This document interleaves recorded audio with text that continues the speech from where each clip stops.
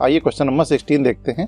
X और Y में एक संबंध यानी रिलेशन पता करना यानी फॉर्मूला पता करना है ताकि इस बिंदु की इन दो बिंदुओं से दूरी कैसी हो, समान हो, यानी ये बिंदु इन दोनों से समदूरस्थ हो यानी इक्वी डिस्टेंस पर हो। तो आइए इसके सॉल्यूशन देख लेते हैं। माना कि एक बिंदु P है, इसको P मान लिया है, इसको A मान लिया है, इसको B मान लिया है। तो P बिंदु A और B से समान दूरी पर स्थित है। तो डायग्राम के माध्यम से समझ लेते हैं। ये P बिंदु मान लिया है, ये A बिंदु मान लिया है और ये B बिंदु मान लिया। तो देखिए P की A से दूरी और P की B से बिंदु से दूरी कैसी है, बराबर है, ये उन्होंने दिया है। तो आइए फॉर्मूले के रूप में कैसे रखेंगे।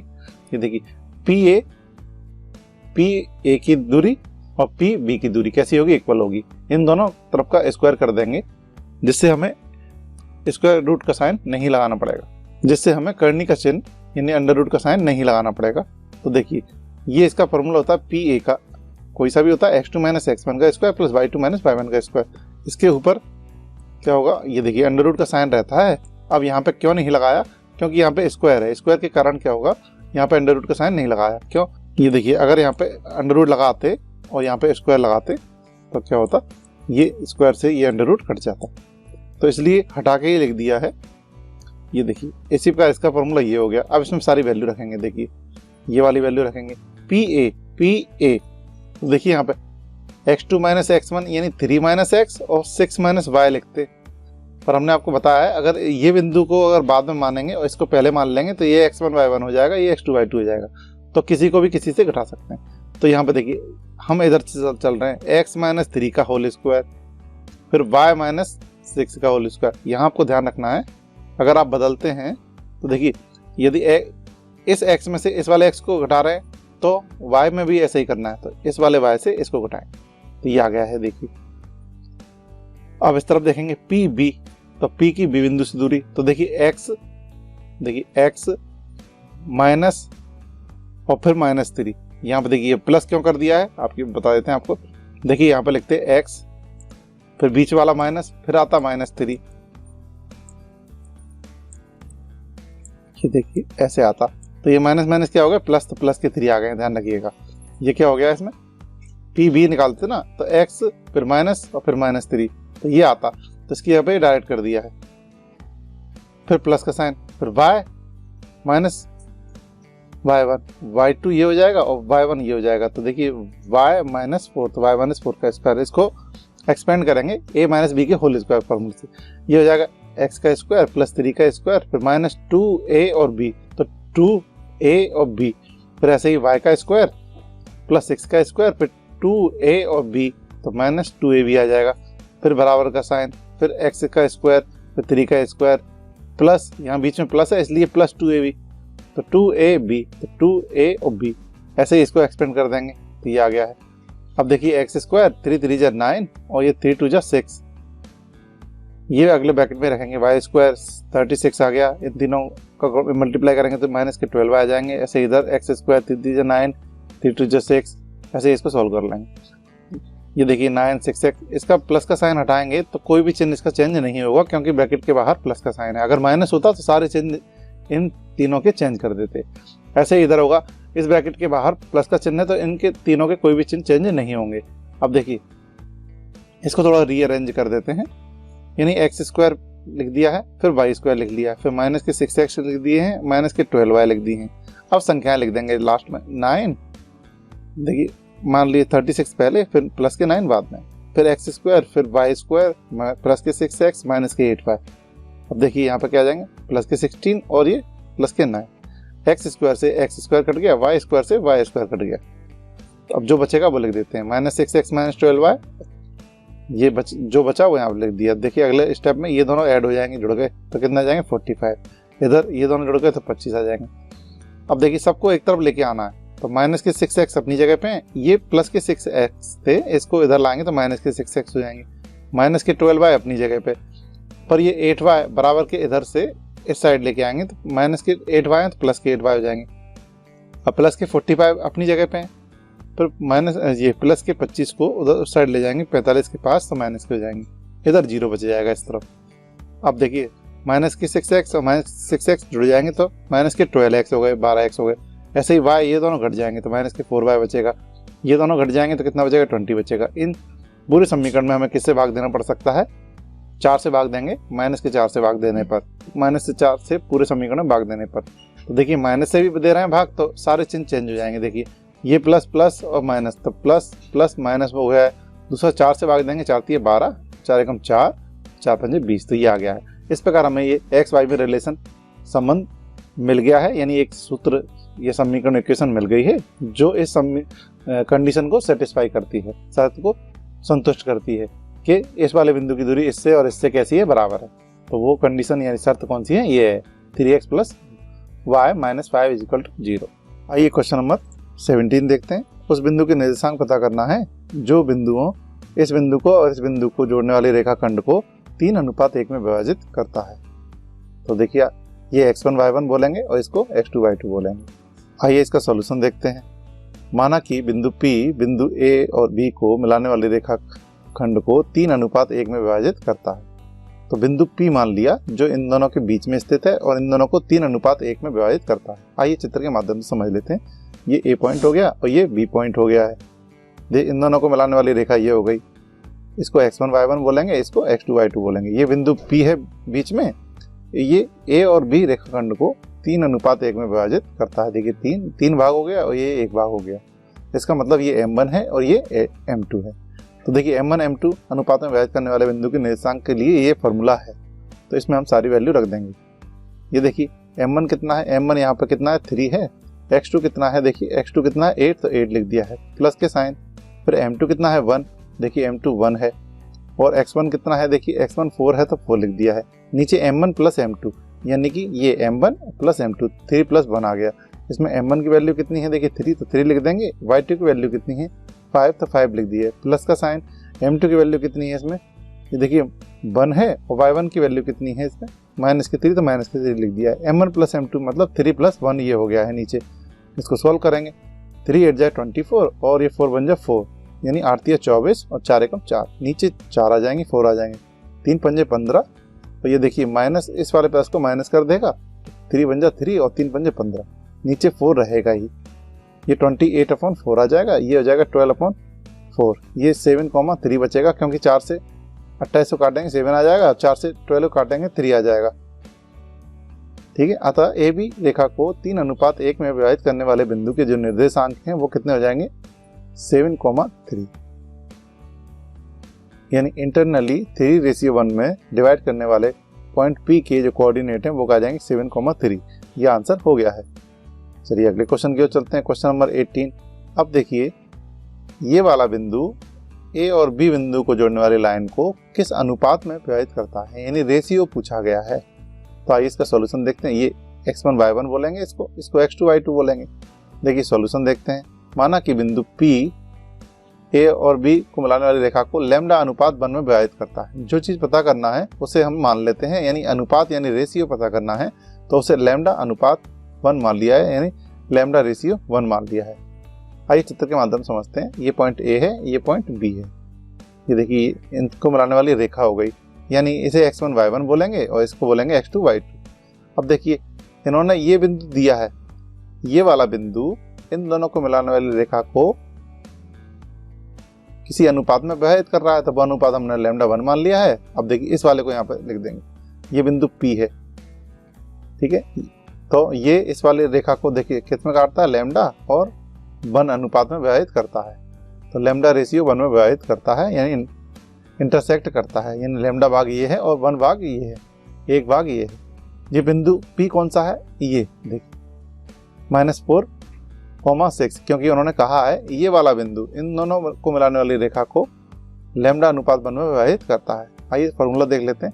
ये फॉर्मूला हमें याद करना है, m1x2 + m2x1, m1 + m2, m1y2 + m2y1, m1 + m2। इसमें सारी वैल्यू रख देंगे। देखिए m1 कितना है, m1 ये लैम्डा है तो लैम्डा लिख दिया है, x2 अपनी जगह पे, m2 कितना है 1 है तो 1 लिख दिया है, यहाँ पे 1 लिख दिया है। ऐसे ही इसमें सारी वैल्यू हमने रख दी है। अब देखिए यहाँ पे ये लैम्डा अपनी जगह पे, x2 कितना है इसमें, x2 है इसमें 3, तो 3 लिख दिया है, प्लस का ये आ गया, 1 अपनी जगह पे, x1 कितना है, x1 है -6, तो -6 लिख दिया है। ऐसे इस तरफ लैम्डा अपनी जगह पे, y2 के कितना है -8, तो -8 लिख दिया है, प्लस ये 1, और ये y1 कितना है इसमें ये 10 है, प्लस के 10 लिख दिया है। ये 3 लैम्डा, ये माइनस की 6 आ गया, लैम्डा प्लस 1 नीचे चल रहा है। ठीक है, ऐसे ही माइनस के 8 लैम्डा और जो प्लस के 10 चल रहा है। अब देखिए ये लैम्डा के फॉर्म में पी बिंदु के निर्देशांक आ गए हैं। अब देखिए हमने जो पी निकाला है वो ये है, ये देखिए ये पी है, ये हमने निकाला है और ये उन्होंने दिया है, तो है तो बिंदु एक ही। इसका मतलब ये इसके किसी भी कोऑर्डिनेट यानी निर्देशांक की तुलना कर देंगे तो वो समान आएगा। देखिए ये दोनों बराबर आएगा, यानी ये दोनों ये कैसे हैं, आपस में बराबर होंगे क्योंकि हैं तो एक ही पॉइंट, इसलिए इन दोनों को हमें बराबर करके लैम्डा की वैल्यू निकालनी है। चाहे इन दोनों को बराबर करके भी हम निकाल सकते हैं, इसे और इसे, हमारी मर्जी है। क्योंकि ये देखिए ये इसका पी बिंदु का एक्स कोऑर्डिनेट है यानी एक्स निर्देशांक है, तो ये भी पी बिंदु का एक्स कोऑर्डिनेट यानी एक्स निर्देशांक है, तो हम इसको बराबर करके इसे लैम्डा की वैल्यू निकालेंगे। चलिए आगे देखते हैं। देखिए ये 3 lambda minus 6 upon lambda plus 1 किसके बराबर होगा, माइनस के 4 के बराबर होगा। अब देखिए क्रॉस मल्टीप्लाई करेंगे कितना हो जाएगा यहाँ पे। अब देखिए 4 के अपॉन 1 मान लेंगे और क्रॉस मल्टीप्लाई करेंगे, यानी इसका गुणा इसमें होगा, 3 लैम्डा माइनस 6 का गुणा 1 में होगा तो एज इट इज आ जाएगा, और लैम्डा प्लस 1 का इंटू माइनस के 4 में होगा तो ये आ जाएगा। देखिए माइनस का 4 का लैम्डा में होगा तो माइनस के 4 लैम्डा और फिर माइनस की 4 आ जाएंगे, ये आ गया है। इसको सॉल्व करेंगे, देखिए 3 लैम्डा के पास माइनस के 4 लैम्डा को लेके आएंगे तो प्लस के 4 लैम्डा हो जाएंगे। ये माइनस 4 अपनी जगह पे, ये माइनस के 6 इधर से उधर जाएंगे तो प्लस के 6 हो जाएंगे। अब देखिए ये दोनों ऐड हो जाएंगे, जुड़ जाएंगे तो 7 लैम्डा आ जाएगा, ये दोनों घट जाएंगे तो प्लस के 2 आ जाएंगे। लैम्डा की वैल्यू कितनी आ जाएगी, 2/7। इसका मतलब ये वाला बिंदु है वो इन दोनों को मिलाने वाली रेखा को 2:7 में विभाजित करता है।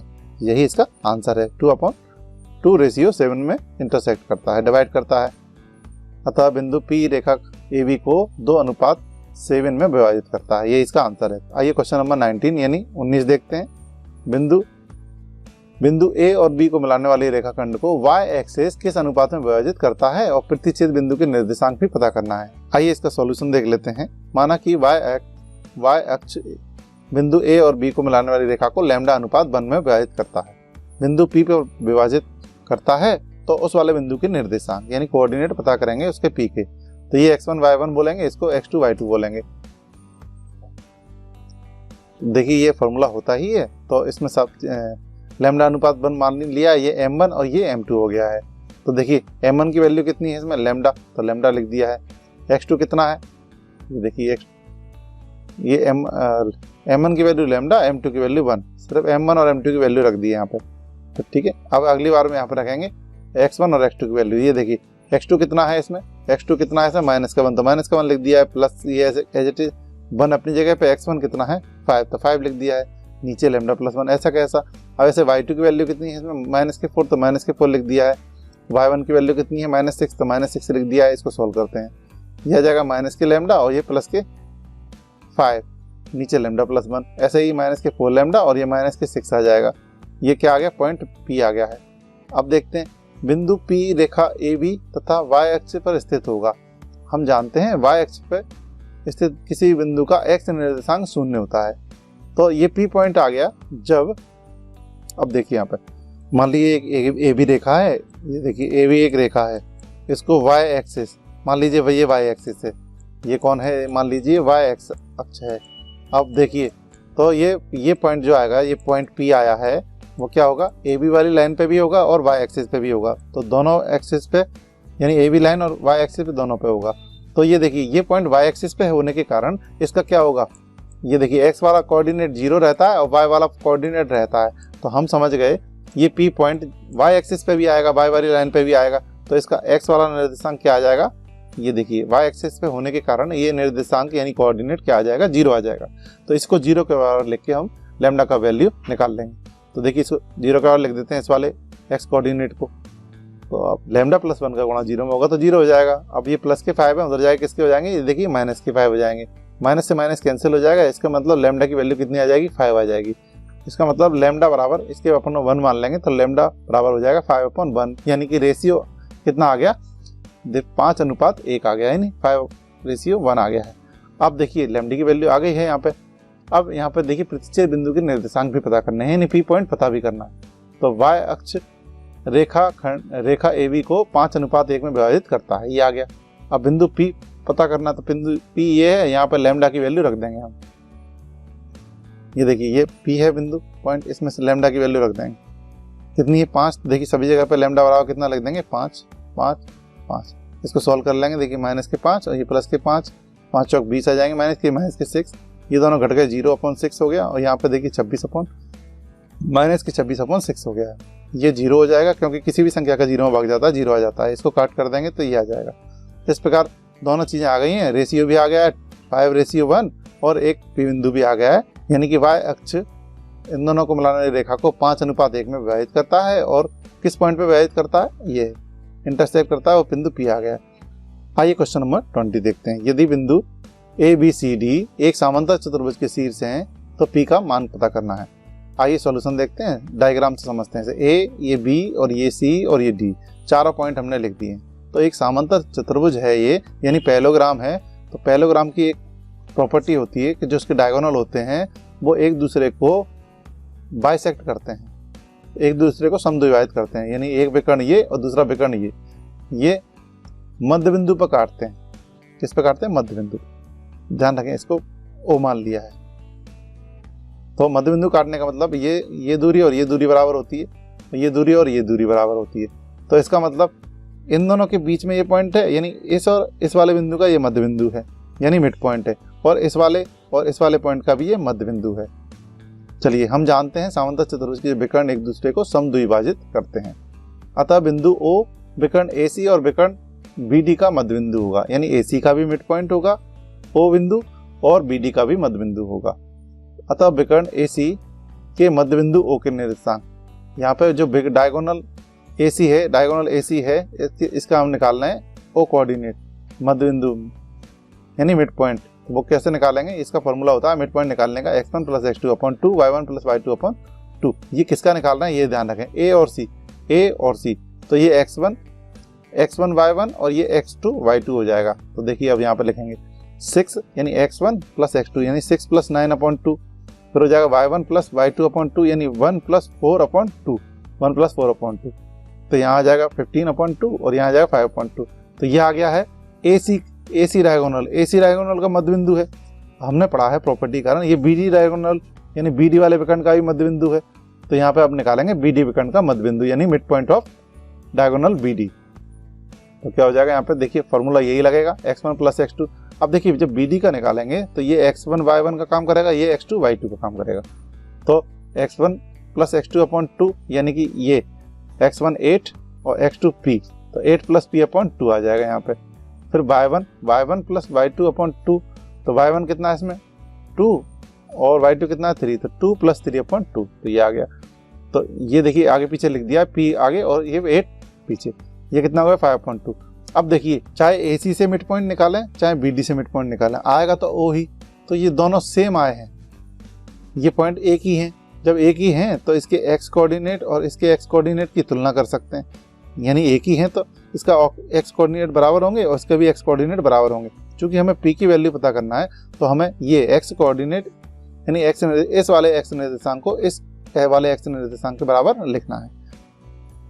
ये देखिए, तो चूंकि विकर्ण AC के मध्य बिंदु तथा विकर्ण BD का मध्य बिंदु O एक ही है, अतः इनके x निर्देशांक की तुलना करने पर कंपेयर कर देंगे हम x कोऑर्डिनेट को। तो कितना हो जाएगा, P + 8/2 बराबर होगा 15/2।